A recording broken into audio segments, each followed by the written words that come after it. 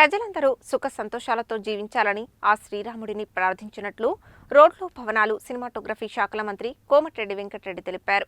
ఆధ్యాత్మిక కార్యక్రమాలు సమాజంలో ఐక్యతను సత్సంబంధాలను పెంపొందిస్తాయని తెలిపారు.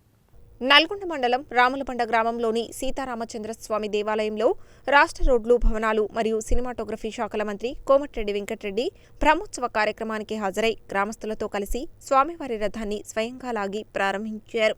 గ్రామంలోని శ్రీ సీతారామచంద్ర స్వామి దేవాలయంలో నిర్వహిస్తున్న వార్షిక బ్రహ్మోత్సవాలు భక్తుల సందడి మధ్య భక్తి శ్రద్ధలతో కొనసాగాయి. ఈ సందర్భంగా మంత్రి మాట్లాడుతూ గ్రామస్తులంతా ఏకమై ప్రతి ఏడాది బ్రహ్మోత్సవాలను ఘనంగా నిర్వహించడం అభినందనీయమని అన్నారు. ఇటువంటి ఆధ్యాత్మిక కార్యక్రమాలు సమాజంలో ఐక్యతను సత్సంబంధాలను పెంపొందిస్తాయని తెలిపారు.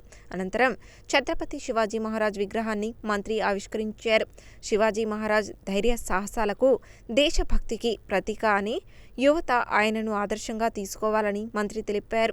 2028 జూన్ నాటికి శ్రీశైలం సొరంగ మార్గం పూర్తి చేస్తామని తెలిపారు. ఈ కార్యక్రమంలో MLC Ketavath Shankar Nayak, Nalgonda RDO Y Ashok Reddy, Nalgonda తహసీల్దార్ పరశురాం, నల్గొండ మాజీ జెడ్పీటీసీ గుమ్మల మోహన్ రెడ్డి, మాజీ మున్సిపల్ చైర్మన్ బుర్రి శ్రీనివాస్ రెడ్డి, మాజీ జెడ్పీటీసీ వంగూరి లక్ష్మయ్య, స్థానిక సర్పంచ్ చామకూరి శంకర్ గౌడ్తో పాటు ఇతర ప్రజాప్రతినిధులు, అధికారులు, గ్రామ పెద్దలు భారీ సంఖ్యలో భక్తులు పాల్గొన్నారు.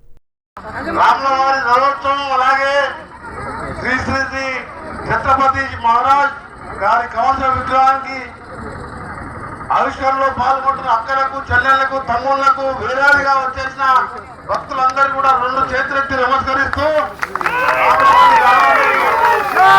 ఈ రథానికి 2 సంవత్సరాల క్రితమే నా దగ్గరికి సింగారు సర్పంచ్ కాలే ఆయన మన నాయకులందరూ వచ్చి రథాన్ని రిపేర్ చేయించి మళ్ళా స్టార్ట్ చేయాలంటే ఆ రోజు వెంటనే ఏమనుకుంటే 6 లక్షల రూపాయలు ఇచ్చి ఆ రథాన్ని రిపేర్ చేసుకొని మన కిరణ్ ఇక్కడ ఛత్రపతి విగ్రహాన్ని కూడా డొనేట్ చేసినందుకు ఆయన కూడా అభినందిస్తూ మీ అందరూ కూడా చల్లగా ఉండాలని రామవారి ఆశీర్వాదంతో ఈరోజు మంత్రిగా మీ అందరికీ తెలుసు, మన బ్రాహ్మణమైన ప్రాజెక్ట్ ఎప్పుడో అనుకున్నాం.